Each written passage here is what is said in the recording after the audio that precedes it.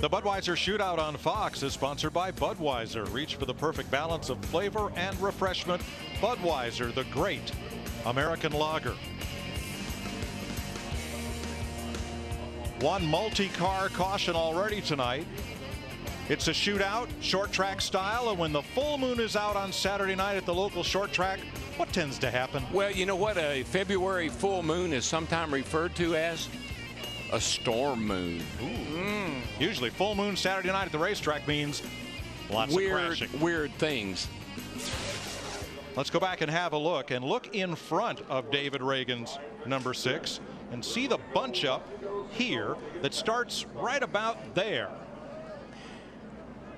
Yeah, you can actually see the 18 kind of drop down and a bunch of cars get kind of slowed up. I think that's probably what caused that whole thing to happen there. It just accordion back to the 6 car of David Reagan. Yeah, Matt Kenseth in the 17 really checked up, and you saw Kevin Harvick in the 29 jump to the high side of him. And let me tell you, when this car turns and goes up the hill like that right there at 180 some probably miles an hour, thank goodness for those safer barriers.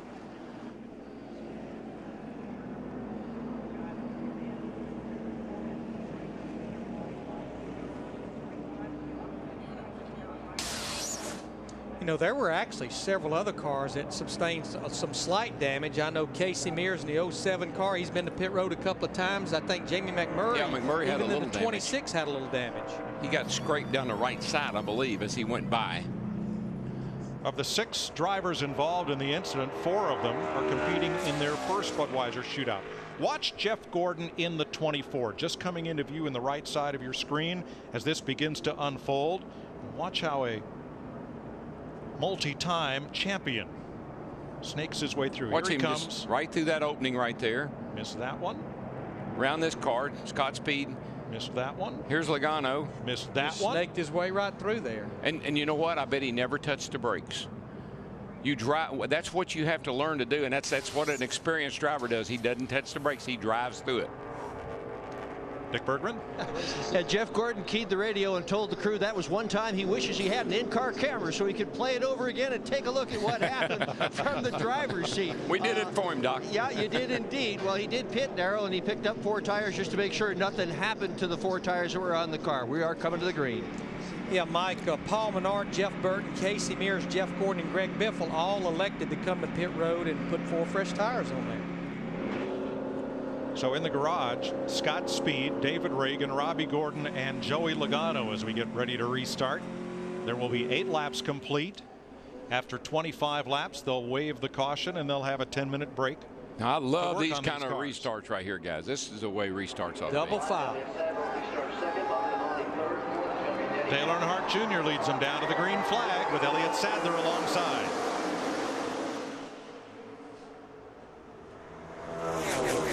What is it about an Earnhardt and a Bud shootout? They just it just fits their style, you know.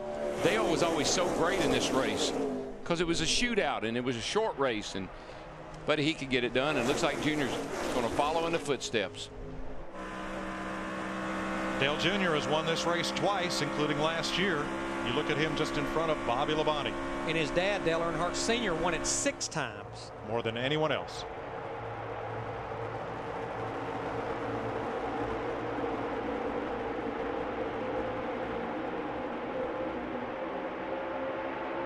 Well, it's a pretty sight, isn't it? Look at those cars coming off of turn 4. Beautiful. All sight. bunched up, 3 wide in some places.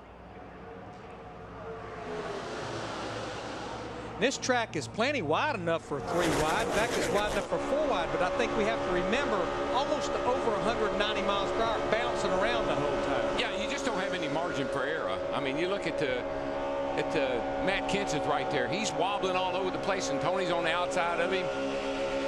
Got the 44 down on the inside. Man, there's not a lot of room for error here. Here comes Harvick on the outside in 29. A little bump from Edwards to his teammate Kenseth in the 17. And look how it lunged that 17 ahead. And hear him. See, the beautiful thing about this package, this restrictor plate package, is hear him play with the throttle.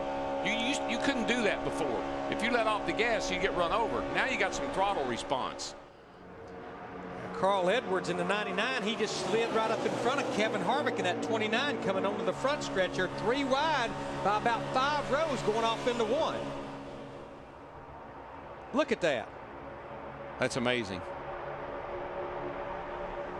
Boy, I tell you what, and it's just somebody, I see somebody in there, it looked like maybe the 80, I think it was one of the Red Bull cars, looked like he was really having a hard time, the 83 car, keeping it Tony down. Stewart has just found his favorite drafting partner at Daytona, Dale Jr.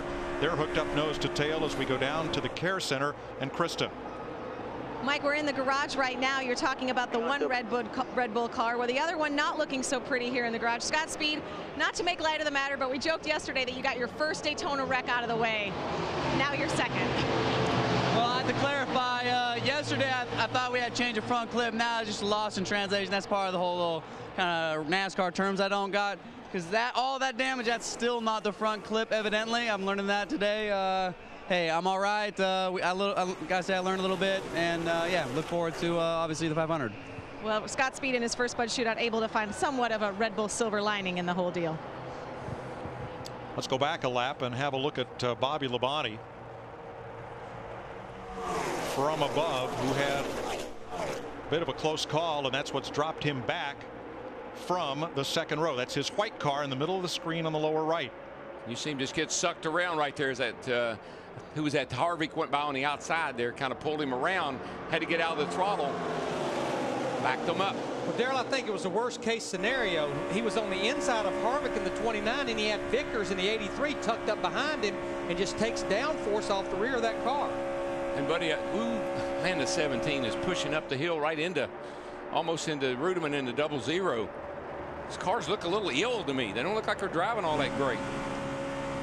We're about halfway through this first segment. There'll be 13 laps down when they come back around, 12 to go until we get that 10-minute break. And Larry, the key, it's the car is not driving good. The driver's not. There's a lot of things these cars do the driver doesn't really have much control over. The car's controlling him. Sometimes you're just a passenger. Oh, Vickers got into Kevin Harvick, and Harvick's number 29 got up and into the wall.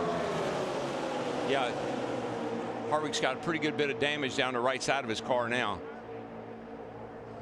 Ooh, there went something flying over the top of some of the car there.